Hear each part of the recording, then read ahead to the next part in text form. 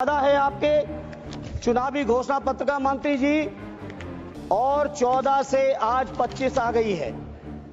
अभी तक एक बार भी सरकार का ये संकल्प 12वां बजट पेश हो गया है।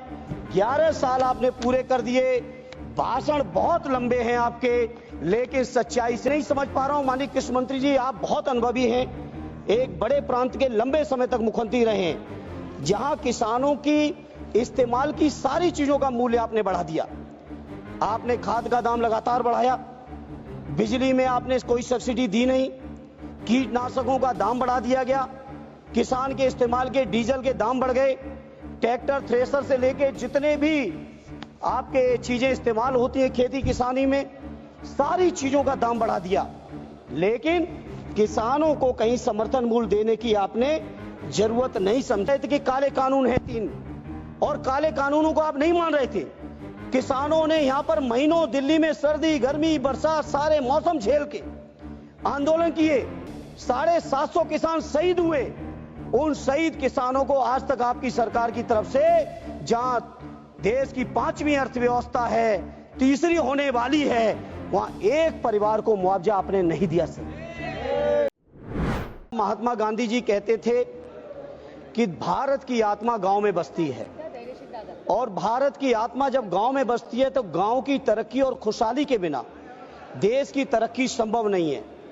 श्रद्धेय नेताजी ने हमेशा कहा कि भारत की तरक्की और विकास का रास्ता अगर कहीं से निकलता है तो खेतों और खलिहानों से निकलता है।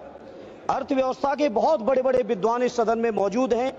श्रद्धेय नेताजी ने हमेशा कहा कि अगर देश की अर्थव्यवस्था को दुरुस्त करना है तो किसानों को आप संपन्न कर देंगे तो बाजारों की भी वैल्यू बढ़ जाएगी, लोगों की परचेजिंग पावर भी बढ़ेगी और देश की अर्थव्यवस्था भी बढ़ेगी।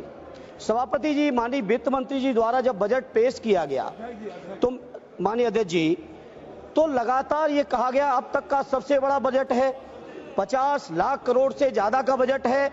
लेकिन उन बजट पत्रावलियों को जब देखा गया और उस पत्रावली में जब कृषि एवं किसान कल्याण मंत्रालय के बजट को देखा गया तो अध्यक्ष जी बड़ी निराशा हुई। केवल 2.7% बजट का हिस्सा इस मंत्रालय को दिया गया। जो पिछले समय में बजट मिल रहा था उसमें भी सभापति जी 2.8% की कमी सभापति जी इसमें कर दी गई। इसलिए मैं समझता हूं बीजेपी के लोग, ये एनडीए की सरकार भाषण चाहे जितना दे ले किसानों के लिए, लेकिन दिल में किसानों के लिए नफरत लेके बैठे हुए हैं। अगर नफरत लिए न बैठे होते तो इतने बड़े बजट में किसानों के लिए बजट में कटौती क्यों की जाती। सभापति जी, मैं जिक्र करना चाहूंगा 2014 के भारतीय जनता पार्टी के संकल्प की। 2014 में संकल्प पत्र जो जारी किया गया था, उस संकल्प पत्र में कहा गया था कि स्वामीनाथन जी की जो रिपोर्ट है, आपके पास आज कागज बहुत है, लेकिन बोलना संक्षिप्त में है सर, संक्षिप्त में बोलना है। अब जो आप मौका देंगे आपकी उदारता रहेगी। सभापति जी, 2014 के संकल्प पत्र में कहा गया कि स्वामीनाथन जी की सिफारिश के अनुरूप जो किसानों की लागत है, जिसमें लागत में श्रद्धेय नेताजी कहते थे, और उसी बात को स्वामीनाथन जी ने भी कहा, किसान की अपनी मेहनत, अपने परिवार की मेहनत, उनके जो पशुओं की मेहनत, खेती की जो वैल्यू है उस वैल्यू का जो मार्केट में ब्याज होना चाहिए, सारी की सारी चीजों को अगर मिला लें, जिसको स्वामीनाथन जी ने फार्मूला दिया था C2 का, C2 प्लस 50%, माने लागत का 1.5 गुना समर्थन मूल्य। 14 का वादा है आपके चुनावी घोषणा पत्र का मंत्री जी, और 14 से आज 25 आ गई है। अभी तक एक बार भी सरकार का ये संकल्प 12वां बजट पेश हो गया है। 11 साल आपने पूरे कर दिए। भाषण बहुत लंबे हैं आपके, लेकिन सच्चाई से बहुत दूर हैं। उसके बाद सभापति जी, प्रधानमंत्री जी ने 2016 में घोषणा की कि 2022 में आने वाले अमृतकाल में जब भारत प्रवेश करेगा तो उस प्रवेश के समय किसानों की आमदनी को हम दूना कर देंगे। मैं नहीं समझ पा रहा हूं, माननीय कृषि मंत्री जी, आप बहुत अनुभवी हैं, एक बड़े प्रांत के लंबे समय तक मुख्यमंत्री रहे हैं, जहां किसानों की इस्तेमाल की सारी चीजों का मूल्य आपने बढ़ा दिया। आपने खाद का दाम लगातार बढ़ाया, बिजली में आपने कोई सब्सिडी दी नहीं, कीटनाशकों का दाम बढ़ा दिया गया, किसान के इस्तेमाल के डीजल के दाम बढ़ गए, ट्रैक्टर थ्रेसर से लेके जितने भी आपके चीजें इस्तेमाल होती हैं खेती किसानी में, सारी चीजों का दाम बढ़ा दिया। लेकिन किसानों को कहीं समर्थन मूल्य देने की आपने जरूरत नहीं समझी। जहां आपने वादा किया था दोगुनी आमदनी का, जहां आपने वादा किया था C2+50% का, आज मैं बड़ी जिम्मेदारी से सभापति जी कहता हूं, देश के किसानों की हालत यह है कि अगर वो कर्ज न लें तो लागत भी ऐसी लागत के बराबर भी कहीं मार्केट में मूल्य नहीं है। स्वामीनाथन जी ने कहा था कि किसानों की आमदनी बढ़ानी है तो 43,000 मंडियों की देश में जरूरत है, लेकिन उन मंडियों की अभी देश के अंदर केवल स्थिति है 7,000 की। और जब से एनडीए की सरकार आई है 11 साल से, मैं पूछना चाहता हूं मंत्री जी, जवाब दे दीजिएगा, प्राइवेट सेक्टरों ने तो मंडियां बढ़ा ली, साइलोज बना लिए, प्राइवेट खरीदारी का इंतजाम तो है, लेकिन कहीं भी सरकारी मंडियां आपने बढ़ाने का काम किया हो तो उसका डेटा दे देना। उत्तर प्रदेश के अंदर आदरणीय अखिलेश यादव जी ने मुख्यमंत्री रहते हुए विशेषकर बुंदेलखंड से लेकर उत्तर प्रदेश के विभिन्न इलाकों में सैकड़ों मंडियां बढ़ाई थी, उन मंडियों को नहीं बढ़ाया। और तो और कन्नौज के अंदर आलू की, मैनपुरी के अंदर अनाज की एक बहुत बढ़िया मंडी तैयार की थी एक्सप्रेसवे के ऊपर, जिससे किसान अपनी फसलों को सीधे देश के किसी भी कोने में पहुंचा सके। उन मंडियों को भी मंत्री जी आप जानकारी जुटा लीजिएगा, उन मंडियों को भी आपकी सरकार ने नहीं बनाया। और मैं ये बात मैं इसलिए कह रहा हूं क्योंकि जब सत्ता पक्ष की तरफ से कोई खड़ा होता है तो डबल इंजन की बातें करते, डबल इंजन की बातें करते। क्या हुआ आपके उत्तर प्रदेश के अंदर डबल इंजन का? माननीय अखिलेश जी के सारे कामों को रोक दिया गया। जहां सभापति जी ये हालत है किसानों की, अंत में किसान क्या करें? कर्ज ले रहे हैं, साहूकारों के मुंह मांगे ब्याज पे कर्ज लेना पड़ रहा है, सरकार से भी कोई राहत नहीं। क्या मामूली बात है? आपके 10 साल के कार्यकाल में प्रत्येक वर्ष 10,000 से ज्यादा और अब तक 1 लाख से ज्यादा किसानों ने आत्महत्या कर ली है। देश के किसानों ने, बताइए, देश के किसान आत्महत्या कर रहे हैं, देश के तमाम संविदा कर्मी आत्महत्या कर रहे हैं।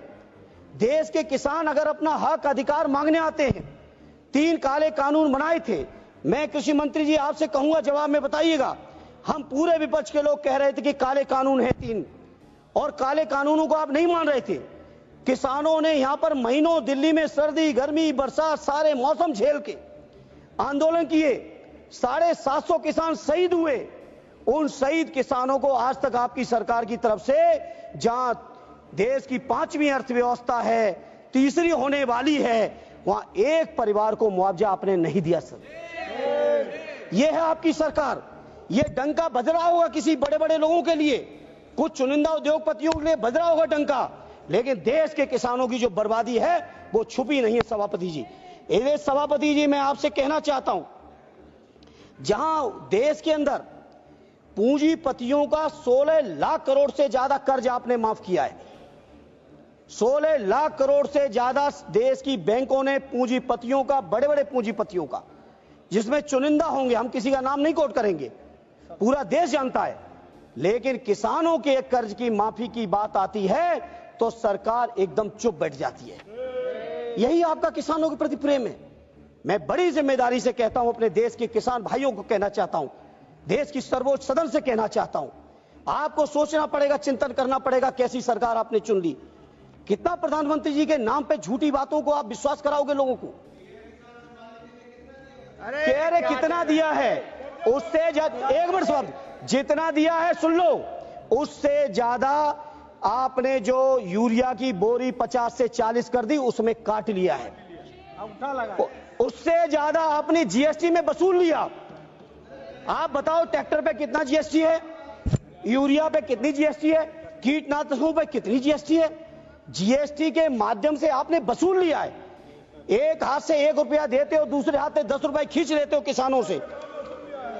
किसान सुन रहे हैं देश के, इसलिए मैं सभापति जी कहना चाहता हूं, आज किसान मजबूर है, मैं एहसास है, मेरे पिताजी आज भी खेती किसानी में रहते हैं, आज भी गौशाले में रहते हैं। मुझे एहसास है किसानों के दर्द का सबब।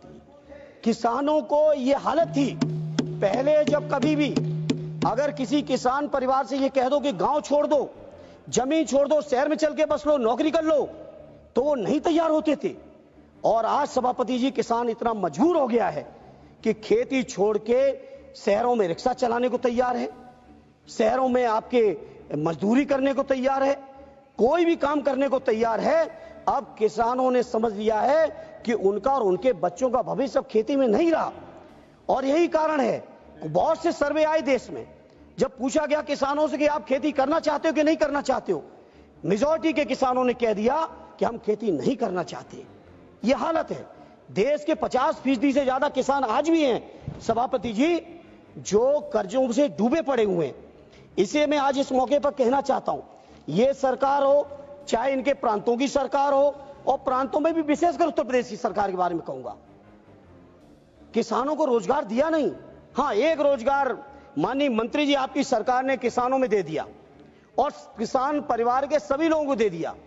चाहे 2 डिग्री टेम्परेचर हो, 3 डिग्री टेम्परेचर हो, कोहरा हो, तुषार हो, बारिश हो, मूसलाधार बरसात चल रही हो, या गर्मी की तपन हो 50 डिग्री से ऊपर की, हर परिस्थिति में किसान परिवार की महिलाओं को, किसान परिवार के बच्चों को, किसानों को स्वयं अपने खेतों की रखवाली करनी पड़ रही है पूरे उत्तर प्रदेश के अंदर छुट्टा जानवरों से। ये हालत कर दिया आपने किसानों की।